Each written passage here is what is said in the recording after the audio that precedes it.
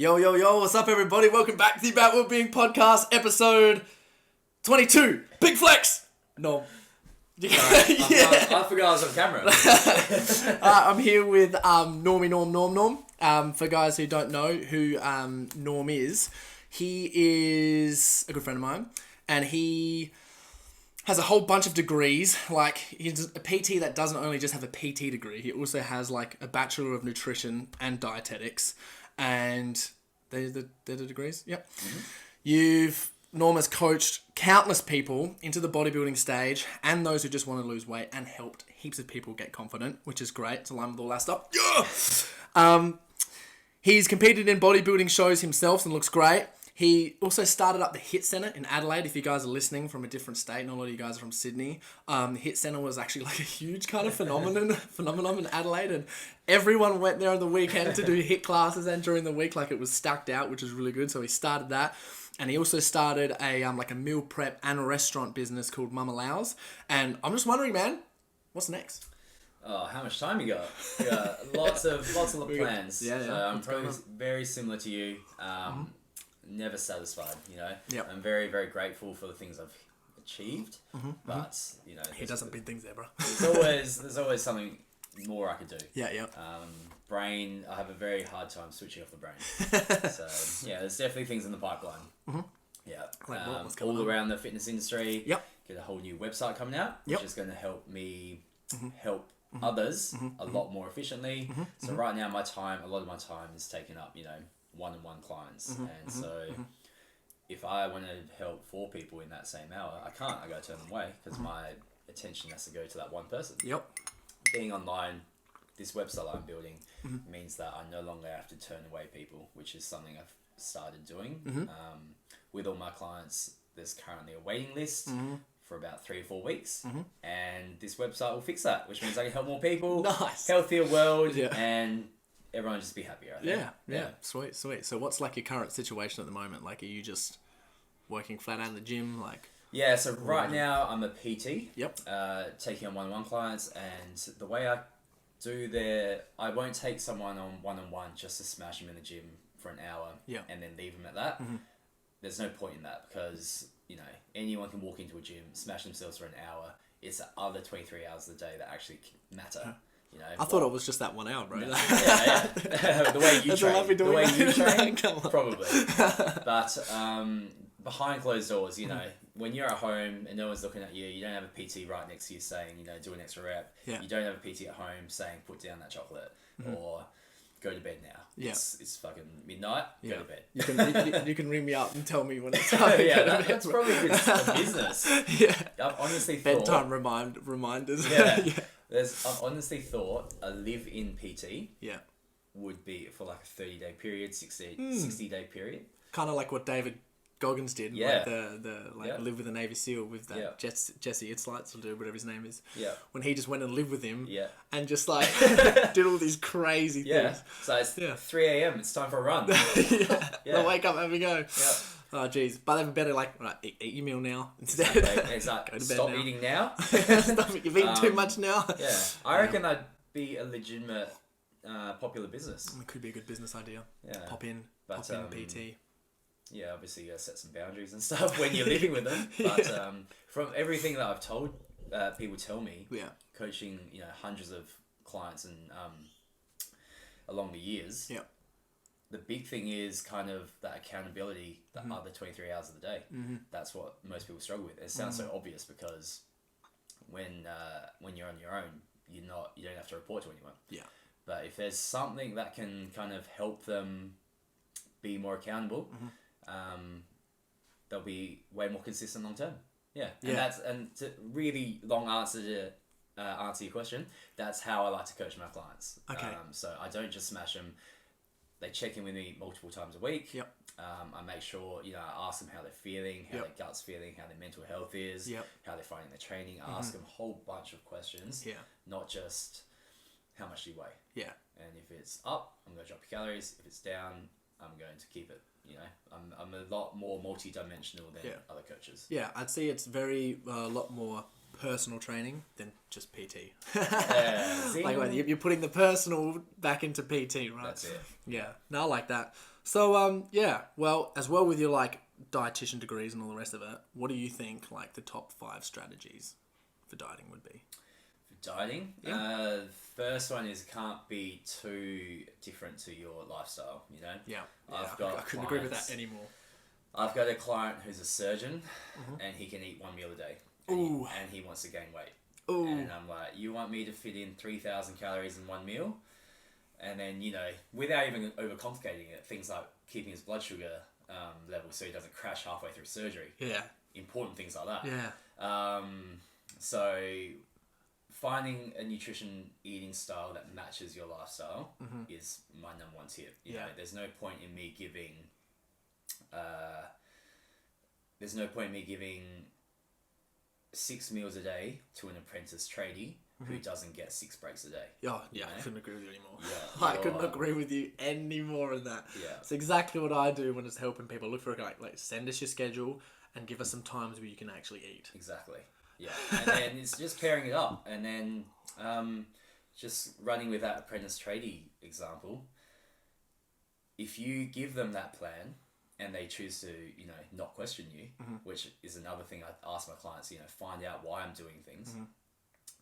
And they go, day one, oh, sorry, Norm, I missed 2 of my meals just because, you know, I only get 1 smoker and 1 lunch break. They feel like they've failed. Oh, yeah. And ultimately, I failed them as a coach. Yeah. So, right off the bat, you're setting both parties up to fail. Yeah. Yeah. So that's probably diet tip number 1. Yeah. Diet tip number 2 is make sure you like eating your meal plan. Yeah. Like, it sounds so simple. Dude, it's exactly the same as what I do. Yeah. It's like, get your eating schedule out, and then, like, what foods do you like? Exactly. And let me know what foods you fucking don't like. Because, you're never going to fucking eat them. Yeah. So, lots of my clients send me their plans that I ask them what's worked for you in the past and what hasn't worked.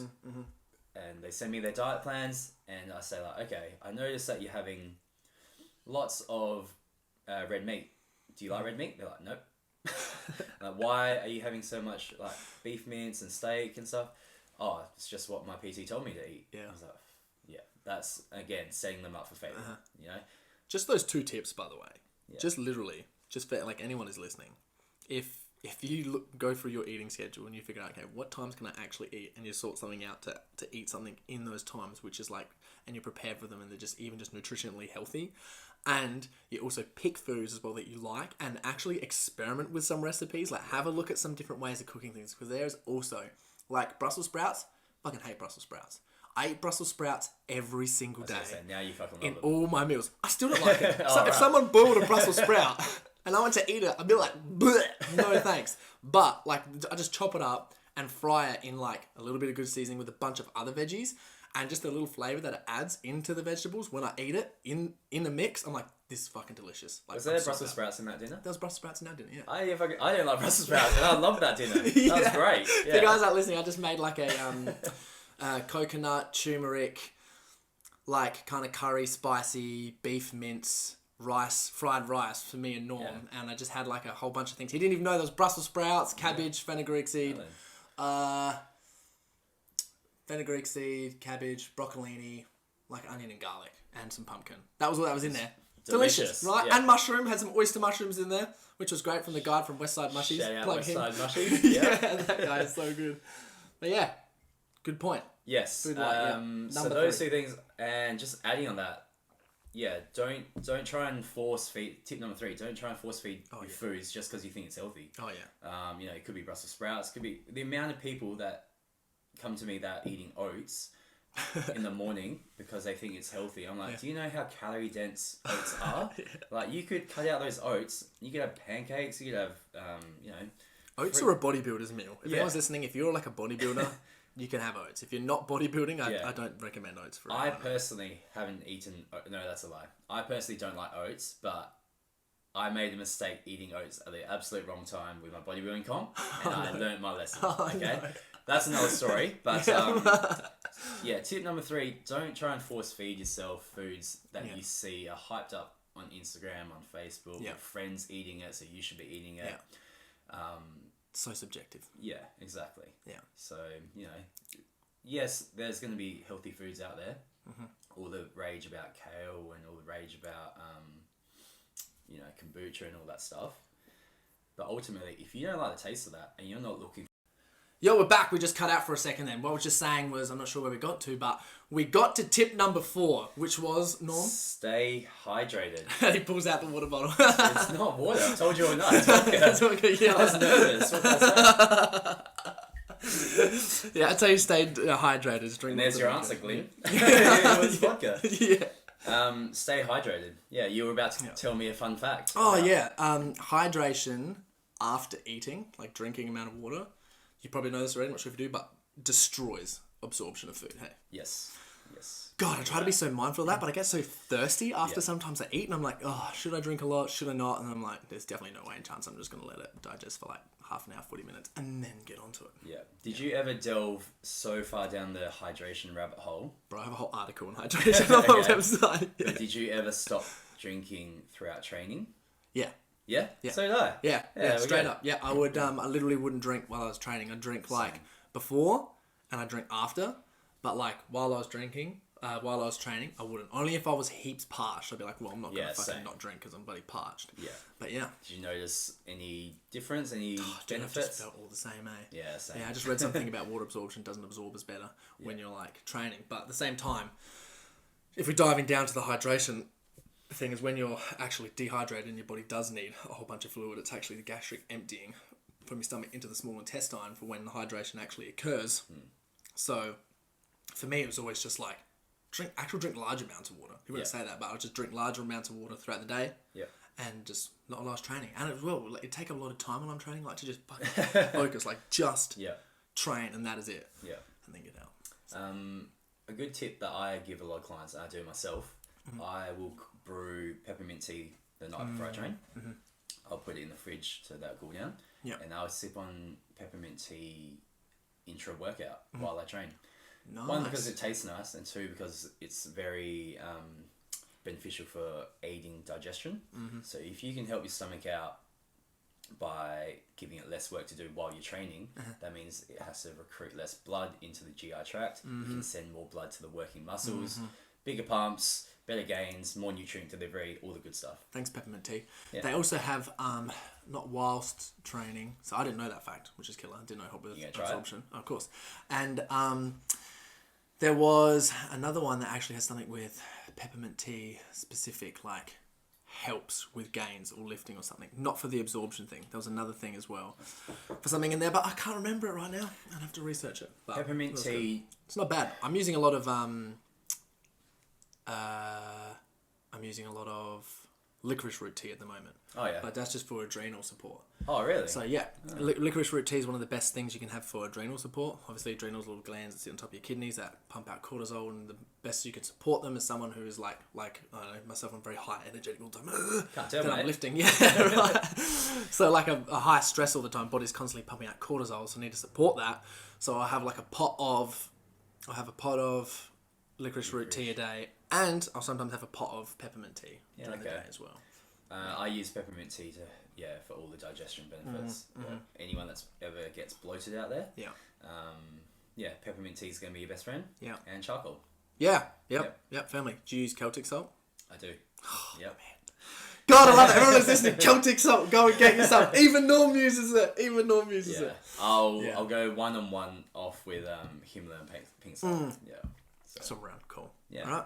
Tip number 5. Tip number 5. I didn't even think ahead. What you just did was make sure you can eat the right times. We've done make sure you like the food that you're eating. Don't force feed. 3 was don't force feed yourself. Yep. And then 4 was stay hydrated. Yep.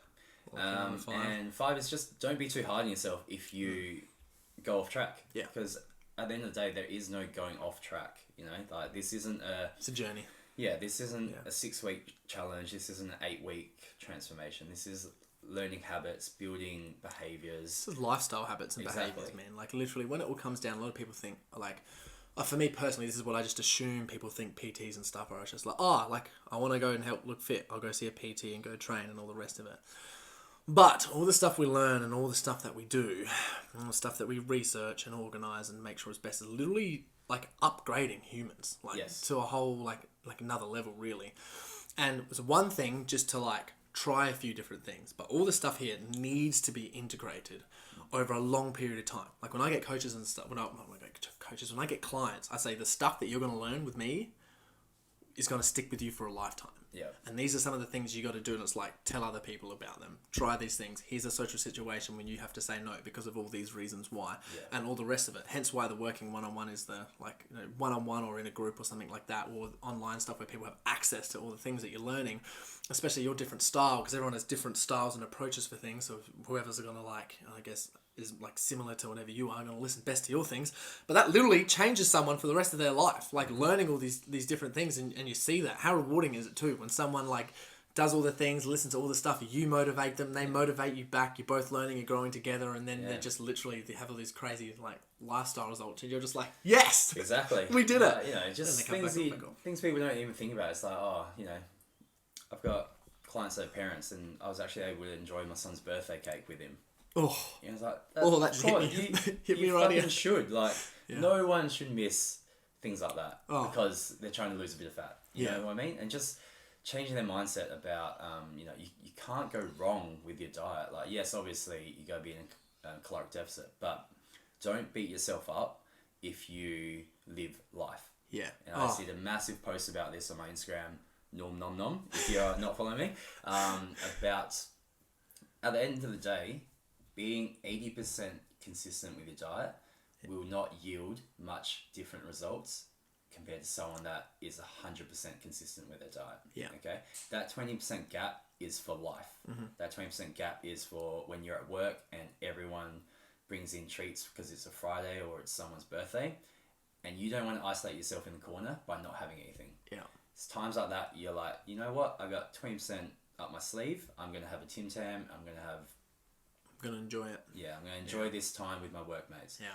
That 20% is for when it's your family's birthday. That 20% is for when it's your anniversary with your partner. Uh-huh. Anything like that. Don't feel like you've got to treat your diet like gospel. Mm-hmm. I've got this plan on paper and I have to stick to it 100%. Mm-hmm. If I don't, then I've failed. Because what I've found is when they feel like they've failed, they'll binge. Yeah. You know? Hard. Well, fuck, I've already eaten this donut, I may as well have 4 more. Bro. Or fuck, I've had 5 donuts now, I may as well have KFC for dinner. Yeah. And it snowballs, and then they restart Monday. Yeah. If they just got back on track after eating that first donut, no harm done. Yeah. You know? There's it's very unlikely. Just mindful eating. Yeah. It's very unlikely that one slip up or one little treat will undo an entire month's worth of hard work. Yeah, well, it takes ages to get shredded, and it also takes ages to put on weight. Yeah. So that's one thing, is if you are looking at someone, let's say, who is extremely obese, it's like that took a long time to get there. Yeah. Of just doing stuff every single day, whatever their routines and current habits are, they've kept for a certain amount of time because it's too uncomfortable to change them, because they're too used to being comfortable, whatever they're doing. Exact same for people who are extremely shredded or getting lean. As we know, you give them the routine, you give them the habits, and it's like, hey, you got to be a little bit more strict than the normal person. Yeah. And be strict over a certain period of time. Hey, I'm extremely lean. Yeah. But that's it. Like me, bro, if I smell one Tim Tam, I'll go down that rabbit hole straight away. No, I reckon you'd be the type to look up the calories and be like, alright, that's about 80 calories in a Tim Tam. 80 calories is about 50 push-ups, and then you'd smash out 50 push-ups to do it. See, I wouldn't do the push-ups. I just look at it and be like, all right, I'm just 200 calories over today, so I can see what I can do about this for the rest of the week. On my next cardio session, I'll do a little bit more. Yeah, or I'll train a little bit harder. Balance. Sort of thing. Balance. Yeah, straight up. Exactly. But like where my calories come in, because I have said my goodbyes to junk food.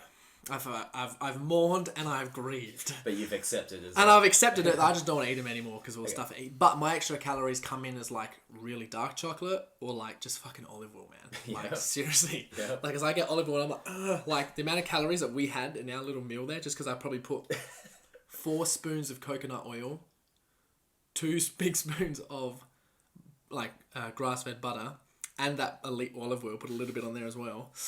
With all the other good stuff. Oh, man. Calorie dense. Right. But it's worth it. But delicious, Yes, definitely. Yeah. So there's 5 tips for you. So people that want to, get started with a bit of, muscle gain, fat loss, either way, those points are going to apply. What are some of your favourite things that you like to do in like a week, just like weekly or monthly, that you just think help out heaps with your health and fitness?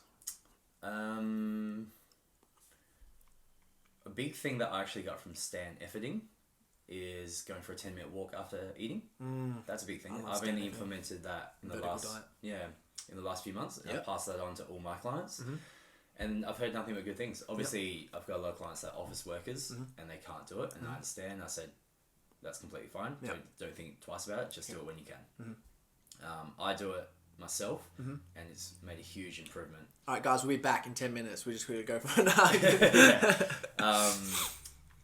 so that's made a huge difference. And it's, you don't think about it because it's only 10 minutes at a time, but over the course of 3 meals a day, that's 30 minutes of cardio.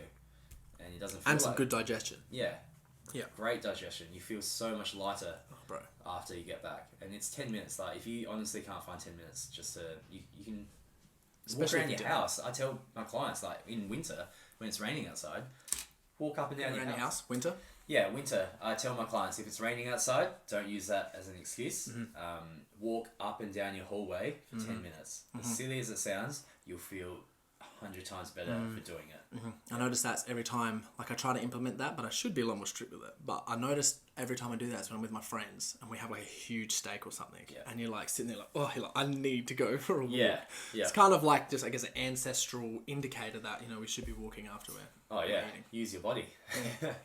100%. Yeah. Oh, I love that. All right. So next question. What do you think? I know we've tapped on like some of them a little bit.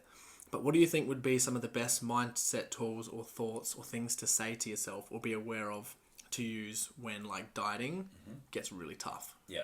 Because sometimes it's a lot new to people. Right. Even just dieting in general, because they've got a lot of stuff to do, think about other things, blah, blah, blah. I haven't spent some time actually focusing on their health. So yeah, let's go top 5 tips. 5 tips. All right. So the first one goes back to food psychology and the way you view food and, you know, your relationship with food. A big thing that I've found success with clients trying to lose fat is shifting the mindset from I can't eat this piece of pizza because it's not my diet to I can eat this piece of pizza but I don't need it. That simple change in sentence, that simple shift in how you view it changes your view from restrictive to you know, educational almost. Yeah, you're disconnecting yourself from the need for it. Yeah. So it's like you can have it whenever you want if you wanted to, but like you don't need it. Exactly. And then they feel empowered for that. It's like, I absolutely can have that, but I don't need it. And then they make, most of the time, they'll make the sensible option, and that empowers them to continue making good choices. Yeah, small wins. It just all starts from that small sentence. Yeah, to the point where if they know, it depends if people are super health conscious or not, because I like go deep into the health stuff. For me, I look at a piece of pizza and I go, I'd like that. I'm not connected to it. Like, I don't need that. I could have it if I wanted to, especially because I work out and stuff, but I actually just don't want it. Like, at all. Like, even when I'm around my friends and stuff, you know what I mean? I'm like, no. So is that you tricking yourself, or you honestly don't want it? I have, honestly, because when I just break it down and I look at it, just for me, because gluten doesn't sit with me like too well. I go, all right, gluten's not sitting with me too well. Who knows what vegetable oil and stuff they've cooked it in. If it's got vegetable oil in there, it's literally going to turn my cells over, which is going to make me age a lot longer. And then like the processed meat is literally going to do the exact same thing, and it's probably going to fuck up my microbiome in my stomach.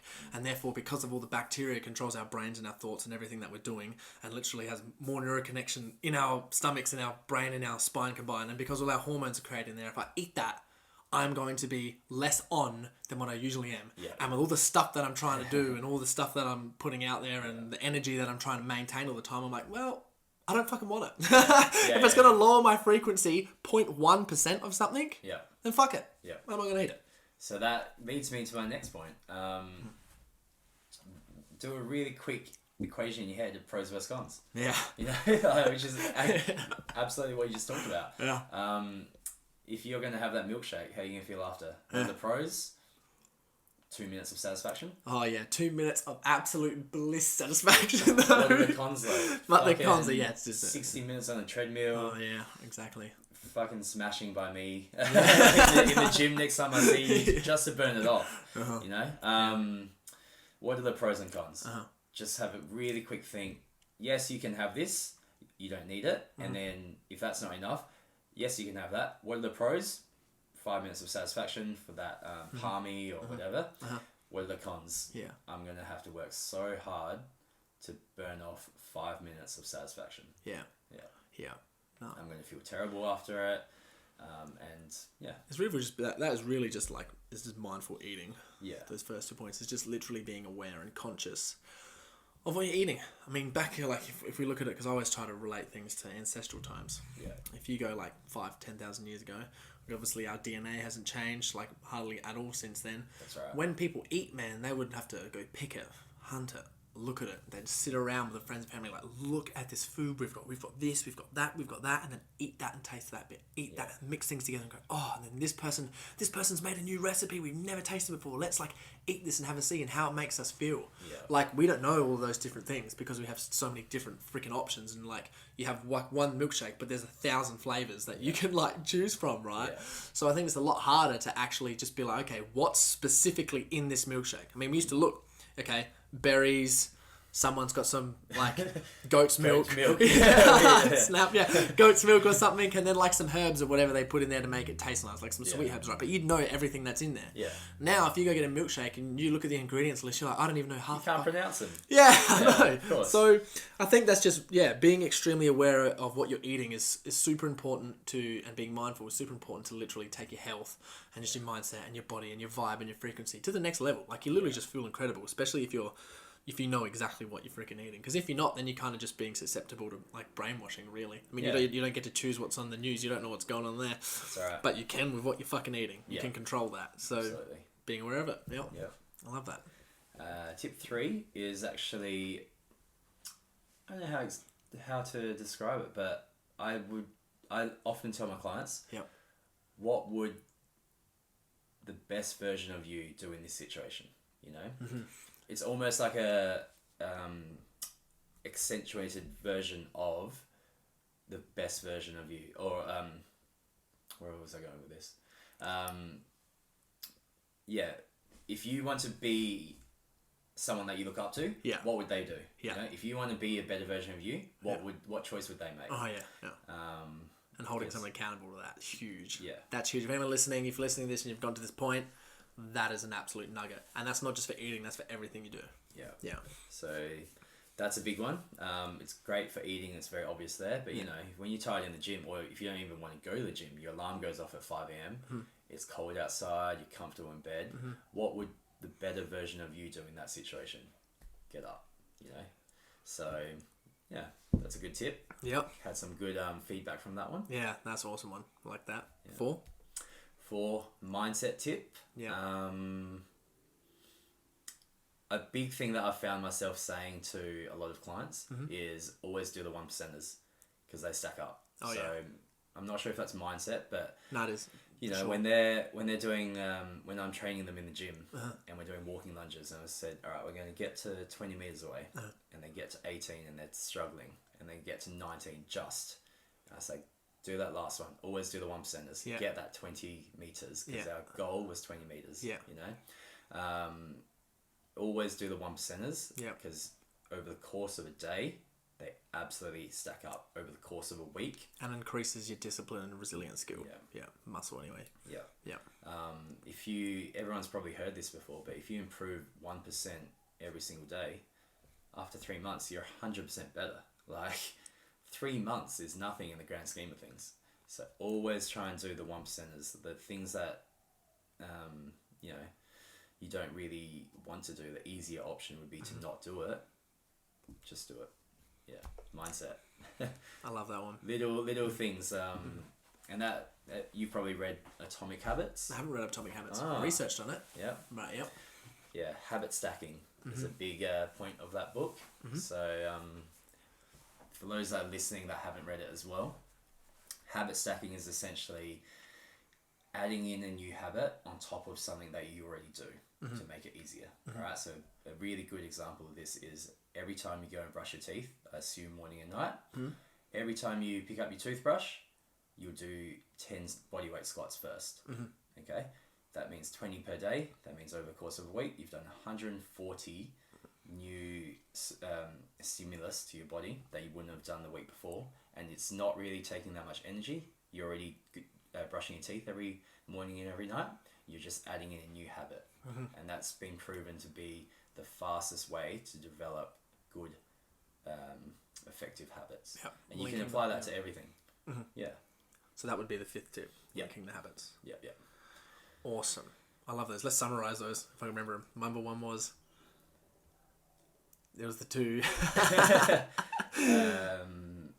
For when it's just struggling with a diet. Number 1 was... I'll write them in the show. No. You got it? I got it. You can have this, but you don't need it. Yeah. Yep. Number 2 is pros vs cons. Yep. Number 3 is... That was a good one. We touched on ancestry, mindful eating. This is a very poor summary.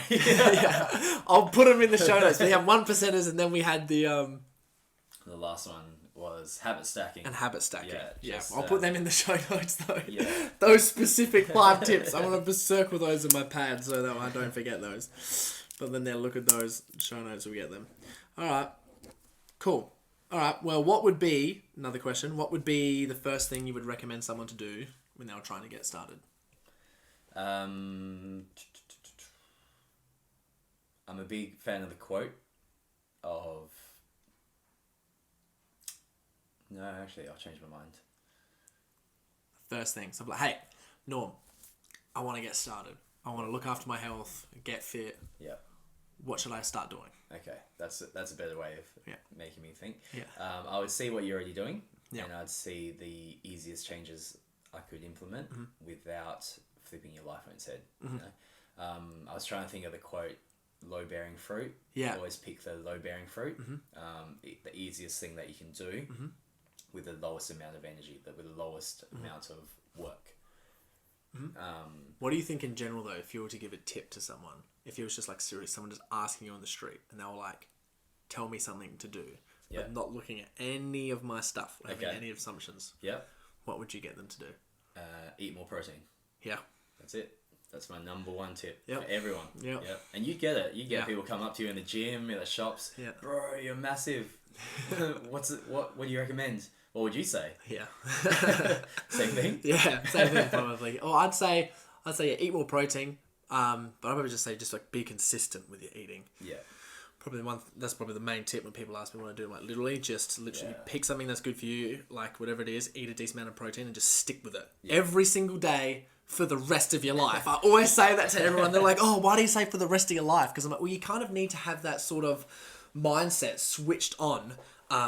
I believe you need that sort of mindset. All right, I'm going to do this every day for the rest of my life. Yeah. Because then you're never going to not do the things. And you have no expectations for when you slip up because you're like, oh, well, I'm going to be doing it tomorrow. Anyway. Yeah. So that kind of mindset tool, like, I guess using that helps me. Yeah. For those things. That's good. Yeah. Because also, by adding in that for the rest of your life, it's not up for interpretation. You know, if you were to tell someone, and then do it long term. Yeah. You know, someone's idea of long term could be 1 week. Yeah. You know, so true. So it's like every day for the rest of your life. Yeah. All room for interpretation. It leaves no guesswork. Which is Yeah. So I think some of the basic tools, man, is just keep hydrated, drink lots of water. Yep. Every single day for the rest of your life. Eat consistently, roughly the same things, whatever you like, whatever you're doing, but just eat it just consistently every single day for the rest of your life. Go to the gym. Yep. Every day. I say every day, not the reason to have days off, just for the fact that even if you go to the gym, just go there to get on a stepper. Go there to stretch. Go there just to do anything. Just so you have that habit of just getting to the gym until you get really good at it. So I only go to the gym 5 times a week. Yeah. So but obviously discipline and all that thing's there because I know I'm going to be doing it for the damn rest of my life. I go there, do that for the rest of your life. Yeah. Try and get really good sleep. Get to bed a little bit earlier than usual, like before 12, so you get some deep sleep in there. Yeah. And try not to eat 2 hours before you go to sleep every single day. For the rest of your life. Like, you just get some of those main things there, and it's like, if you look at it like that, oh man, I find it so definitely. Those are 5, perfect tips, but you could go so far down the rabbit hole with each of them. Yeah, exactly. But just generally. Yeah, of course, yeah. For the guy that's probably going to approach you, listen to those 5 tips, and then go back to his original life. Yeah. You know, not take any of it into, take any action, but yeah. Also, we've had Norm, he's come to 2 Frosty Fridays. What did you think of getting in the ice bath, by the way? The first one, I had a point to prove. Yeah. To prove myself in front of all you guys. So you went and crushed 15 minutes first go. No one's done that, bro. That's crazy. Yeah. It's great. Yeah. Yeah. You feel really good after. Yeah. You sleep amazing. I'm looking forward to that. Yeah. Nice. If you haven't tried it, yeah. What did you think it was going to be like? Because it's 0 degrees. Like, we're getting into 0 degrees ice baths and sitting in there for, like, as long as we can. Like, hands out, like, ooh. And just for reference, like, I have cold showers quite often. Yeah. It's so much colder than a cold shower. And when I say a cold shower, I don't mean a lukewarm shower with, like, the nozzle halfway between hot and cold. So it's kind of unpleasant. It's, like, all the way to the cold. Yeah. You step under the shower head and your breath gets taken away. Yeah. Because everything's constricting. Yeah. Yeah. So I'm used to cold showers. Yeah. The first time I got into your ice bath was so much colder. And it just made me think how much colder, like, running water in a river would be. Like, you get an ice river. Yeah. And that would be so much worse. Like what Wim Hof does. Yeah. Because when you're in the ice bath, like I did that actually today when I was in the ice bath. I was in it, and once you sit there and you completely still the water around you warms up. That's it. So what I did was halfway through was I just moved everything around, and I was like, oh, that sucks. Idiot, why would you? Yeah. But yeah, it's definitely one of those ones where you jump in and you're like, oh God, am I going to get out or am I going to stay in? Because how long have you been doing them now? Oh man, it's like 8 months now. I've been doing them every week, sometimes twice a week. Yeah. But that's only here. You were doing some stuff in Bali beforehand. Yeah, I just like tried it out. Yeah. I did it in Bali. Then I was like, look, I need to get my own one of these bad boys. Like, I want to get good at it. I want them for all of its benefits. And I found one really cheap and got it all sorted out. Yeah.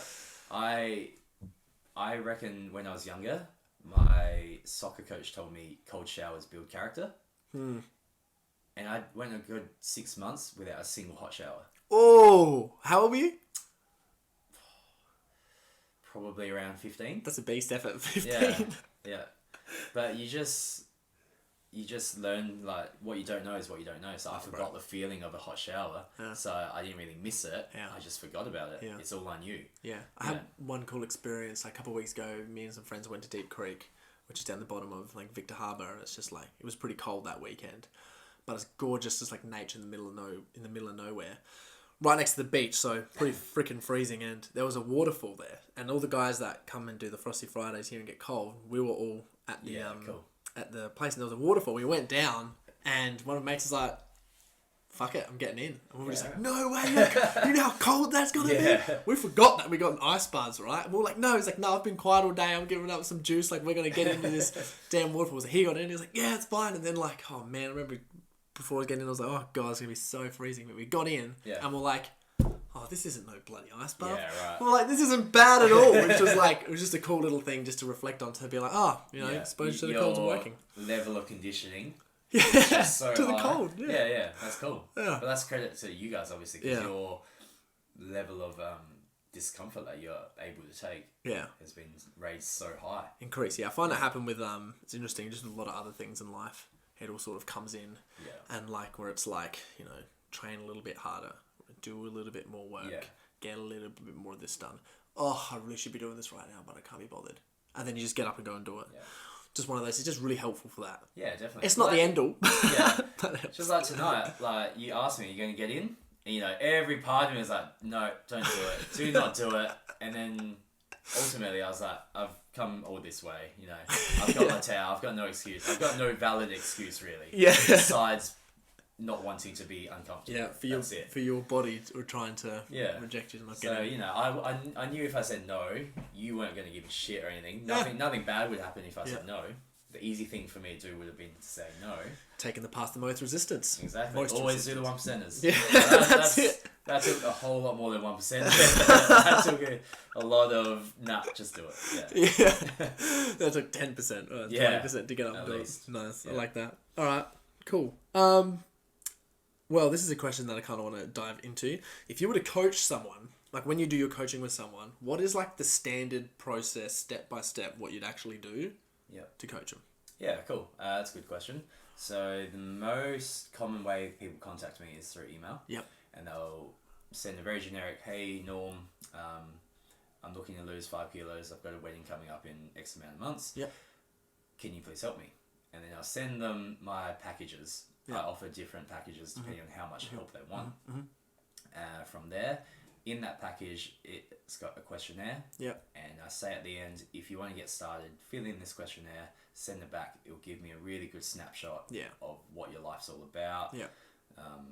Everything I need to know, just like you said, foods that you do like, foods that you don't like, supplements that you're currently taking, the brand names of them, what you do for work, do you have kids, how much sleep you're getting, how active you are. Anyway, it's quite a thorough questionnaire. You know? I read that questionnaire, I take all that information into consideration, and I come up with the best plan that I know of that would best suit their lifestyle to give them the best chance at adherence. Okay. From there, it's got all the instructions of how to follow this plan, any question, any FAQ, and they check in with me every single week. Once a week, and then that's where I ask them about how they're going, their progress, their mental health, how their body's feeling, how they're finding their foods, if they want any changes to their plan. And my packages kind of go for generally 12 weeks, but ultimately it's up to them how long they want to stay on for. I've got clients that have been with me for years just because they like the accountability of checking in with me each week. I've got clients that do 6 months worth of coaching with me. I've got clients that do 12 weeks. It's all dependent on them and what their goals are. So do you step them through in your stuff, like, because you do the training and nutrition? If they want both. If they want I both. offer both. Okay, you offer both. So it just literally depends on the package, and then you That's help. right. Okay, yeah, that makes a lot of sense. It's very subjective. I like that. So it's good for people to So not everyone's going to want to have me help them with their training. I get a lot of mums that come to me for help, and they just don't go to the gym. And they don't really have an interest in going to the gym. So the stupidest thing for me to be would be to say, go join the gym. Because they're not going to, they're not going to, and they don't want to. Exactly. They don't need you to hear you, and they don't have time, looking after kids. So, lots of people don't choose for me to look after their training, which is fine. But for those that kind of want, me to help them with their training and their nutrition, that's also an option. Did you go ham with the training? How much did you squat yesterday? 230. For how many? Just one. Just that one bad boy, right? Come on, mate. I've done heavier, but not for a very long time. Oh, how'd that feel? Heavy. My leg's feeling it today. That was another voice in my head saying to get in the bath. I'm like, come on, your legs are sore. Your legs are just sore. Do it. Help. My legs are just screaming like, help me get out here. And today I had to do sprints. I did a video shoot. I had to do sprints on the treadmill at the highest speed, which just for those playing at home on a Life Fitness branded treadmill. You got to 5. My face there. So, 22.6 kilometers an hour. How long? I think I did it for about 20 seconds. Oh god, I would say I literally would have been there 2 seconds. But like times 2 because he needed video. Yeah. And he's like, all right, do it again. I'm gonna get photos. And oh no way. And I do have DOMs. I'm not gonna try and be a hero and say, oh, no, my legs are fine. My legs are sore, and they felt heavy. And sprinting is not something. It's the heavy feeling, which is the worst, isn't it? Like they're just lethargic. So I'm like, any given time, any of my quad muscles can give out, and I would just collapse and get flung out and go viral on gym memes. So it's not the worst thing in the world. It's not. It's almost a win-win. If I don't fall, it's a win. If I do fall, it's gonna hurt, but I could win later. Exactly. I might get a free T-shirt or something. Oh god, what do you reckon? From your memory, do you have any idea of the hardest workout you've ever done? Did you throw up? Did you know what it was? Pass out? There's been a few times where I haven't been able to finish. Yeah? Yeah, finish the workout. Ooh, get into one of them. What happened? From memory, my last one that happened to was shout out to Ivan, who works out of Derrimut at Windsor Gardens. Yep. He put me through a leg workout at a gym that I used to own called Fit Nation. Yep. And I couldn't finish the hammy section. Just because I kept cramping. My energy was fine. I wanted to finish. My body was okay, but I just kept cramping in my legs. I couldn't finish. I didn't vomit. I didn't do anything. But I think the sessions I used to do at the HIIT Centre, just that style of training, were the hardest sessions I've ever done in my life. Yeah. Like you said in the intro, what we did there was so different to what anyone else is doing in Adelaide. Yeah, it was. You had a very, I don't know how it actually called the style of training. It was like plyometric lifting. Yeah. Was kind of what it was like. Mix, and then also it was like CrossFit bodybuilding plyometric lifting, because it wasn't just CrossFit bodybuilding. No. You had the plyo stuff in there as well. And then you threw in a dash of strength and conditioning as well. Yeah. Because I'm certified in strength and conditioning. Yeah. So I know holistic lifting. Yeah. So I know all about how the energy systems work. Yeah. How to kind of manipulate them. Yeah. To make workouts harder. Yeah. What are they? What would the energy systems be to sort that out? So, for example, a very, very basic example would be I would fatigue your ATP system. Yeah. 0 seconds to 10 seconds. And that would be something fast, like a sled sprint. Yeah. And then I'd fatigue your ATP system, and then I'd call on your muscular system to kick in while it's already pre-fatigued. So something heavy. Yeah. Yeah. And so I'd say, all right. I'm remembering workouts. You bring us through these. Sprint 40 meters with a sled. Yeah. Pre-fatigue your ATP. Yeah. And now go squat 70% of your 1RM for 6 reps. Yeah.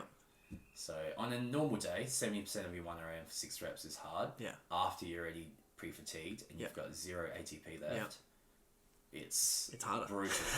It separates I remember. the boys from the men. Yeah. And then what? And then I would say, okay, now we'll call on your cardiovascular system. Okay. And whatever's left of your muscular system. And you do something like kettlebell swings and box jumps. Yeah. Or like jump squats. Yeah. So and combine all that. Then do exactly. some rounds. And then it's like, all right, that's 1 round. I'm going to set you a challenge. You're going to give me 7 rounds. And I'm only going to give you 29 minutes to do it. Yeah. There's no penalty if you don't hit it. But if you that's want the benchmark. You're going to hit it. Yeah. Yeah. So walking lunges, superset with a sled drag. So it's absolutely hitting your VMO, which is a very very underutilized muscle in the gym. Hard to hit in the gym. Yeah. Things like that, and people around Adelaide were coming because they never trained like that before. It was so fun, bro. Yeah. As well. Like, it's so like, as well, just to be like a fitness enthusiast, someone who loves training, and a lot of my listeners, a lot of you people are out there like, yeah, I love fucking sick workouts. Like, this shit was nuts. Yeah. And we were always at the end of it like, come Saturday morning, do like the 6 or 7 a.m. class, and then go out, get a coffee after, and just feel like a god. Yeah. And then by 3 p.m. you're on the couch like. So, for a while there, it was known as like the vomit gym. Just because so many people were vomiting. I had one guy come in. I almost puked up once, straight up. One guy come in during open gym and inquire. And say, oh, is this the vomit gym? Are you the vomit guy? I hope not, but probably. Like, fuck yeah. Like we used to have whole footy teams come through, just private sessions, just their team. There'd be about 30 or 40 of them. Yeah. And it was not uncommon to have 30 of them outside vomiting. So especially because of footy team that as well, they'd all be pushing each other like hard, like super competitive, and they're like, nah, there's no way I'm not gonna be pushing as hard as this guy. So everyone's trying to perform as best as the best guy. Yeah. So that's gonna weed out boys from the men, as you said. Yeah. But that style of training, I got from NFL combine training. So you look at the super athletes of the world, and they're right up there. Yeah. They got 130 kilo men. 6'5", they can spin on a dime. They can turn. They can shift directions. They can jump. Yeah. They can catch. Strong, big, strong, muscular. Fast. Yeah. And they're agile. So I'm like, what are they doing? We should do one of their sessions again. Yeah, we should. We haven't done one of those in a while. So what are they doing that we're not really doing in Australia? Yeah. I looked at their training facilities, and they've got just AstroTurf all over their training centres. Sleds, tires, battle ropes, and all that stuff. Yeah. And they're huge. They build muscle as a byproduct. They're not really trying to. They're not. Their focus isn't hypertrophy. Their focus is on strength and performance, and the muscle just comes naturally. Yeah, it's gonna come, especially if you're fueling it right as well, which those guys are doing. Yeah.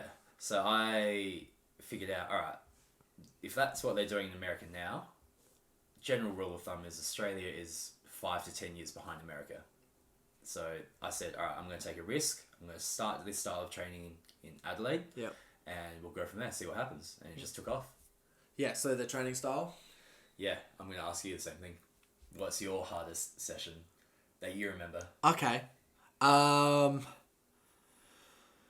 would have been... It was either a back and chest superset. I tried to do one of Arnold's workouts, and his Arnold's encyclopedia. Yeah.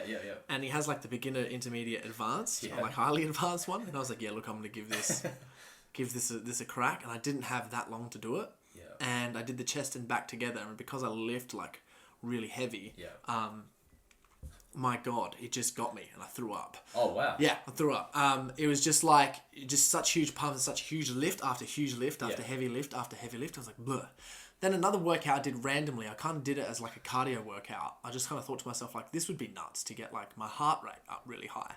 And for cardio, because obviously when you lift really heavy and you're using your whole body, right, your VO2 max goes through the roof and your heart rate, the demands on your heart is huge. So I'm like, right, if I do squats, bench, and deadlift, and do them in a giant set, and I lift a decent weight, and I try and get as many rounds as I can get in 40 or 30 minutes, let's see what I can get. Yeah. And I'd go and I'd do 20 squats, then I'd put on like 80 to 100 to 110 kilos in the bench press, and I'd do as many reps as I could in there, which was like 6 to 9, because after squats I was fucked. Yeah, of course, yeah. And then I'd go to deadlifts, and then I'd have something over 100, and I'd do as many deadlifts as I could, and then my mate would start, and then I'd go round 2. Yeah. And we just keep going around. I got to 7 rounds.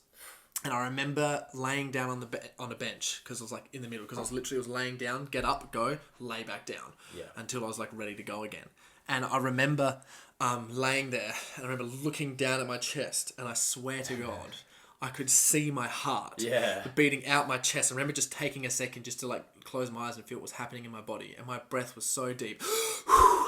Like I couldn't get enough in, and I felt like my heart was just like pounding on my chest. I was like, what the fuck? It was kind of like blissful at the same time. It was the hardest my heart's ever beaten. Yeah. Did you have caffeine before? Do you remember? No, I don't think I'd had any caffeine before. I think we just went in, me and a mate, and I was like, look, let's just do this workout. And it was a mate that doesn't train that often. And I was like, man, we're going to do this workout. You're going to love it. It's going to be killer.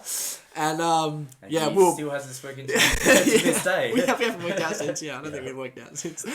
But not for the sake of the workouts, but yeah, that was pretty crazy. I'd say that one was probably one of the most memorable. I have done quite a few leg sessions, obviously, where you kind of come out of those, like, I've thrown up a couple of times. Yeah. It's I try and stay on top of my sodium-potassium balance, but it's not uncommon for me to finish a leg session and start cramping around an hour later. It sucks because I usually go out for like a coffee or something, and I am on the ground stretching out my quads in the middle of a car park all around Adelaide.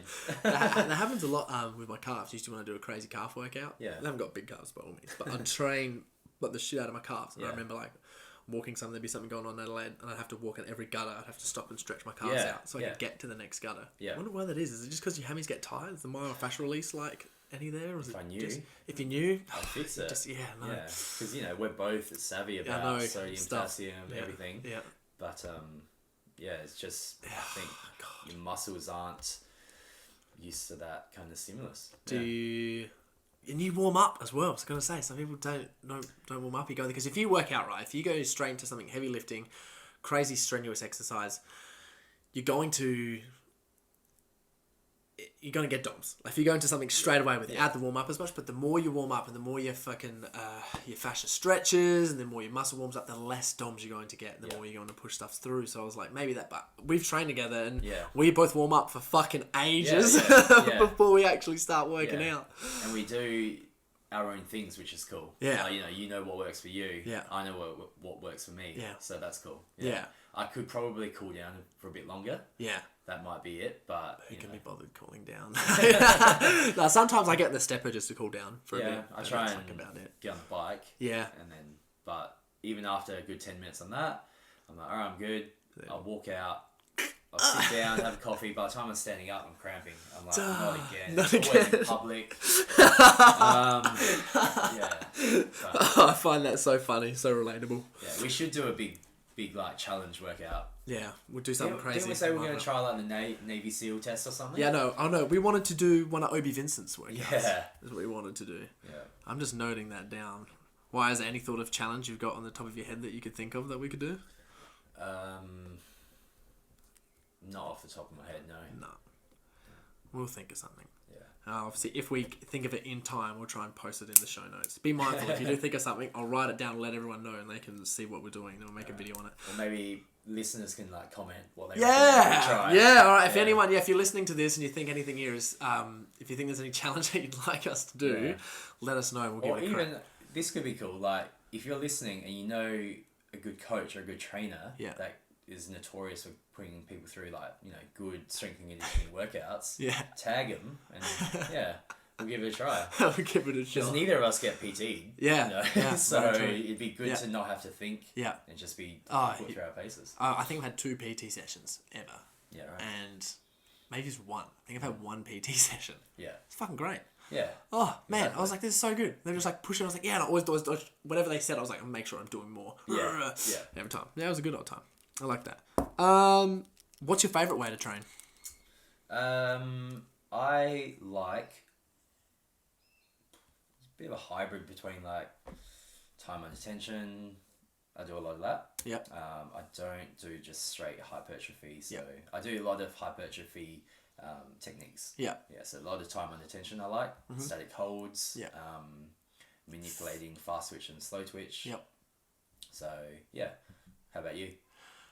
I've probably got one style of way. Oh, my favourite way of training is like a favourite way, unbiased way of training is just going out there and lifting as fucking heavy as I can. Yeah. For as much as I can. Oh my god. But when you say that, is that like a 3 RM for 30 reps over the course of 2 hours? Nah, that's more like, so that'd be more like getting into the gym, picking like, I love a good chest session. So like if I was doing like bench press, I'd do like 5 sets of bench. I'm just going to fucking lift as heavy as I can for 5 sets of bench. Even if it's 1 set, heavy as possible, or if I'm doing like, alright, I'm getting up today, I've put on like, for me, like a heavy weight is like 140, and if I've benched 140 for 4 reps, and I'm feeling a little bit fatigued for good, I'll just stick on 140 and do a few sets there and be like, yeah!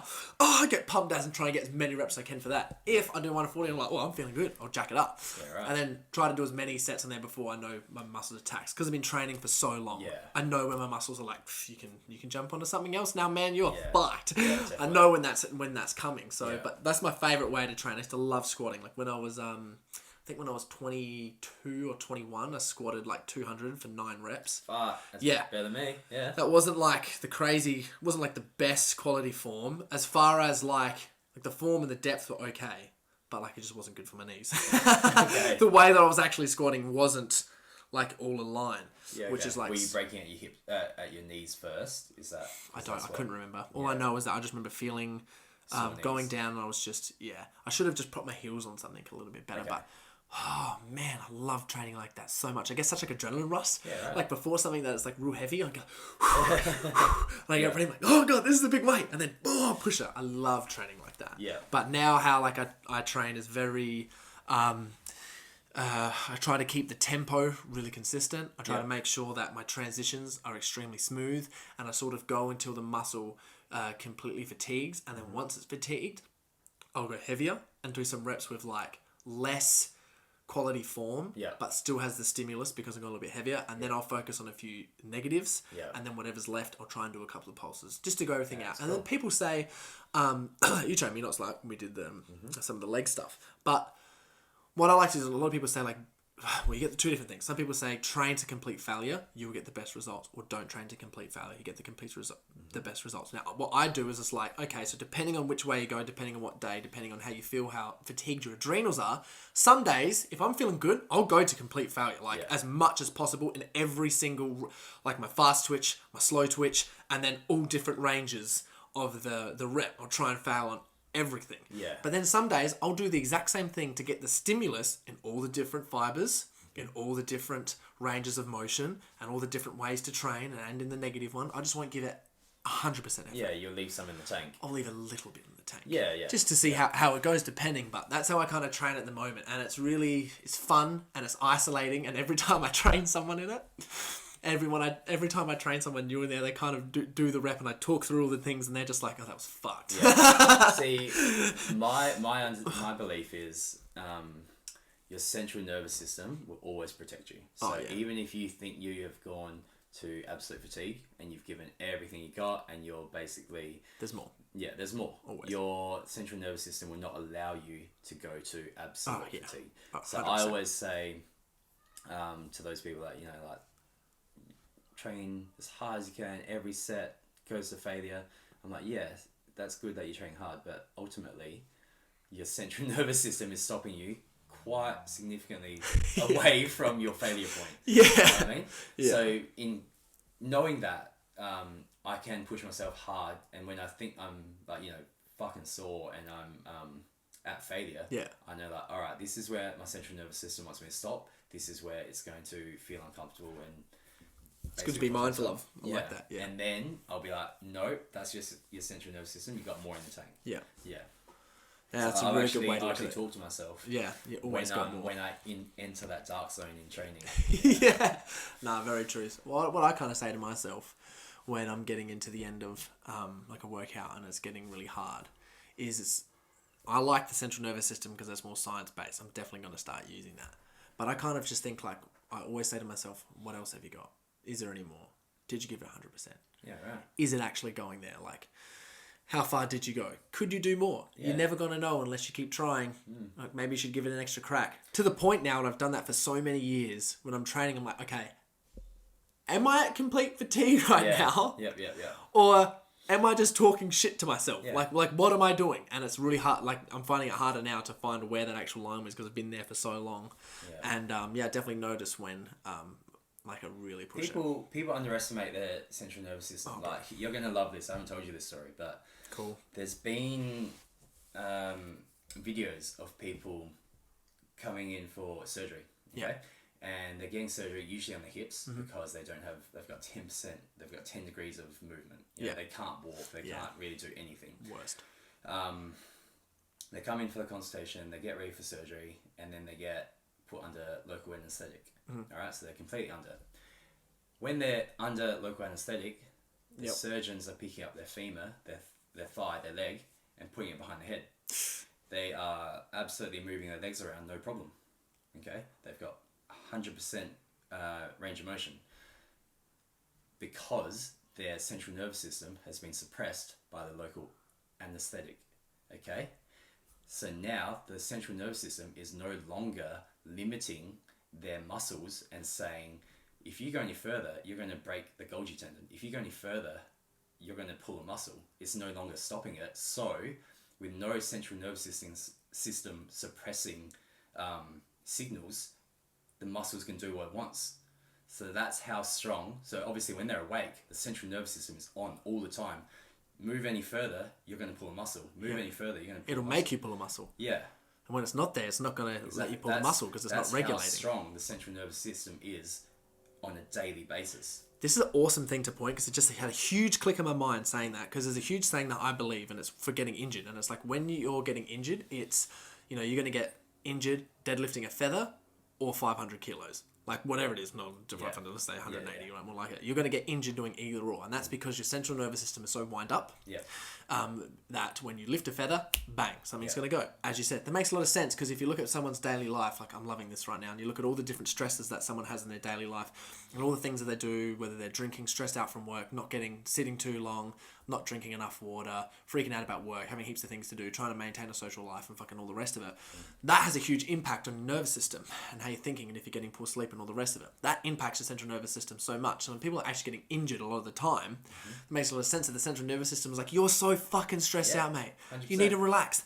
Bang. Otherwise, something's going to go. And you can do the complete opposite, which is a lot of things that, like, I guess me and you focus on ice baths, saunas, all the rest of it, stretching, mobility, like meditating, sleep, eating all the extremely good foods, being as healthy as possible, finding the best fucking ingredients ever, like miso, fermented miso. 40-day miso, fermented miso, like all of those good things. And like spending time in nature, grounding, all the rest of it. Doing all of those things so that you can have, I guess, a mountain for your central nervous system. So when you start digging a hole in it, you don't go too far down. Because if you're starting at either ground level or you already have a hole, hence why that happens. But that's what I think is really good and important for training is if you do have a mountain before you start digging a hole when you're going to the gym, you can really Injury push prevention. Injury prevention, but Yeah. also make a shitload of muscle and make the results you want to get, Yeah. and also high perform. I fucking love that story. That's good. Yeah. Because you would know, like, the body doesn't want to put on muscle. It's extremely expensive for the body to maintain and build muscle. Oh yeah. For thousands, if not millions of years, the body has been built to survive. Yeah. Not build muscle, not to have six-pack abs. Not to thrive. Yeah. So it will do everything it can to stop you from building muscle. Yeah. But if you give it the best chance it can to build muscle by doing all those 1%ers, like, sleeping well, doing everything you just said, you're gonna have a much better chance of building muscle versus... Just give yourself the best chance. Yeah, that's it. All right, last question, because we're almost out of battery. Damn it, we're going to have to do another one. Last question. What is your current routine like, in detail, daily, weekly? What's it like? Okay. Going through, yeah. Daily. From like wake up, wake up, hydrate, sup, eat, meditate. Okay. Go to work, go to gym, do that client, eat little... You're going to run out of battery. Yeah, I've got a pretty detailed day. All right, let's go. Give us a bit detailed day as quick as you can. 4 a.m. I wake up every day between Monday and Friday. Yep. 4:05 I'm out of bed. Yep. And I'll go straight to hydration. Yep. 1 litre. Yep. Lemon juice, Himalayan pink salt, and a tablespoon of apple cider vinegar. Nice. Same. From there, I do sometimes a bit of cayenne pepper as well. Oh, yeah. Get that metabolism firing. Yeah. From there, vitamins and supplements, vitamin D3. Yep. Cod liver oil. Yep. There's a few more. That's right. Ashwagandha. Yeah. There's a few more. Vitamin C. Yeah. So there's honestly about 10 vitamins and minerals I take in the morning. Yep, that's good. From there, my first client's usually at 5 a.m. Yep. I'm usually back to back between 5 and 10. So between 5 and 10, I'll hit anywhere between 7,000 to 9,000 steps already. Yep. Good job. I'll have a gap to eat. Yep. And then another few back to back. What's your first clients. meal like?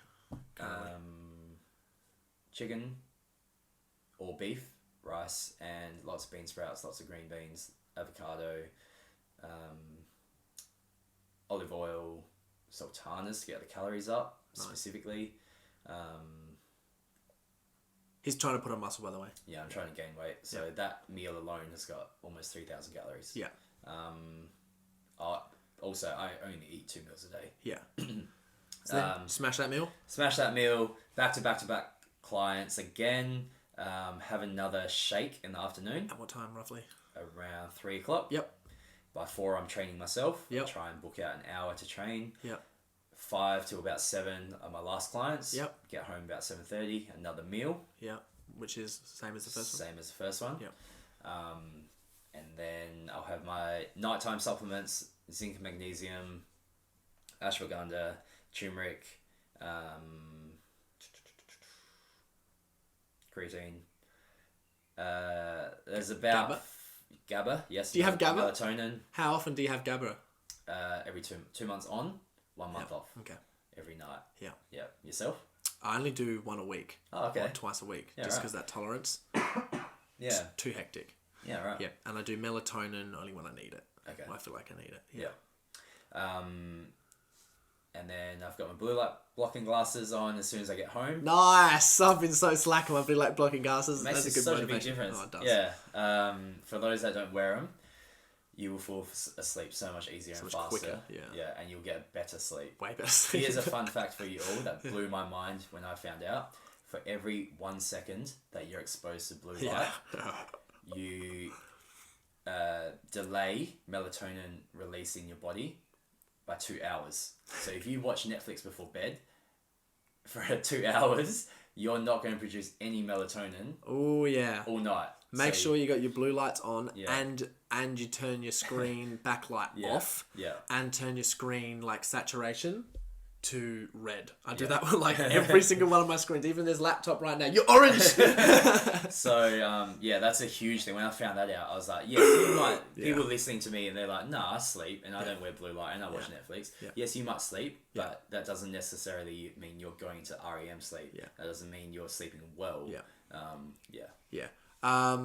Blue blocks I think are the best as well, because they're the ones that done the research. I haven't got any myself, but I looked at all the research and like these ones look the best. I just got some off of iBuyDirect, which is a blue light lens, and then I bought just some other, I was like Apex or something was the orange ones. They're like safety glasses but orange tinted. And I don't know much about those orange ones. What's the main difference? The main difference between like the orange ones is they're just like, it's just how much blue light they actually block out. Versus clear. Yeah. The darkest ones are like almost red. And there's like, they got percentages of like, okay, so the orange ones are like 80 to 90. And then you've got ones that are like 95 to 97. And they literally, the ones that are really dark, block out the green and blue lights that can affect melatonin, which is why the blue blocks glasses, BLUBOX glasses are like the best ones. Because they're Australian company, but they've done all the research to find out what exact waves can they block, and then done the test to make sure that they're actually blocking them. So I'm like, oh my gosh, I'm saving my pennies to get some, and I'm so keen, but instead I bought a sauna. I was like, I really need these blocking glasses. I reckon. But a sauna's not bad either. What do you think about GABA tingles? Do you get them? I don't get them. Oh, you bastard. For you guys, if you don't notice, sometimes if you take GABA, your whole body feels tingly and it feels like you've got no legs. You feel like a floating sherbet cloud. Here's a question for you. Okay. If you could only have one vitamin or supplement, what would it Digestive enzymes. Yep. Pretty good answer. Yeah. Yep. By far, I reckon. If there was one that could definitely have be digestive enzymes. Yeah. Followed by a close second. That's hard. Maybe krill oil. Yeah, okay. Yeah.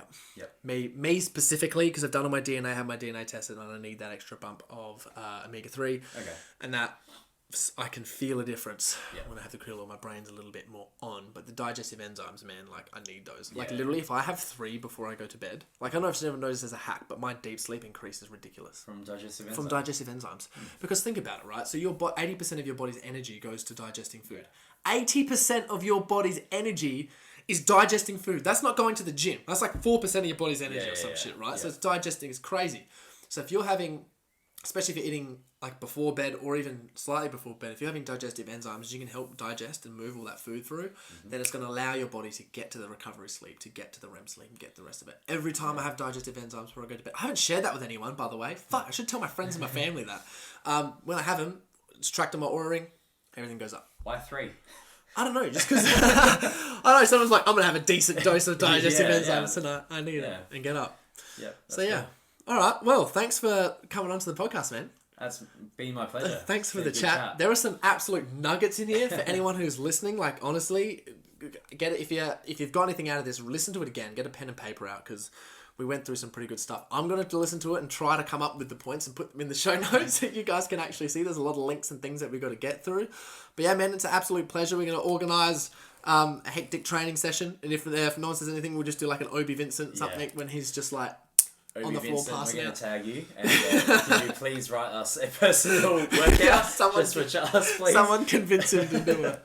All right, everyone. Well, we'll send you guys some huge love. Thank you. And yeah, thanks for tuning in. And if you got anything out of this podcast, subscribe or share or give us a follow. Definitely share and follow NomNom on Instagram. Where else are you? Is that mainly Instagram? Yeah, Facebook page as well. Which is NomNom. NomLow Fitness. NomLow Fitness Facebook page, Instagram, NomNom. I think you're heaviest on Instagram. You guys nuts in there, so we check that out. Big flex, everybody. Catch you later. See you guys. Whoa.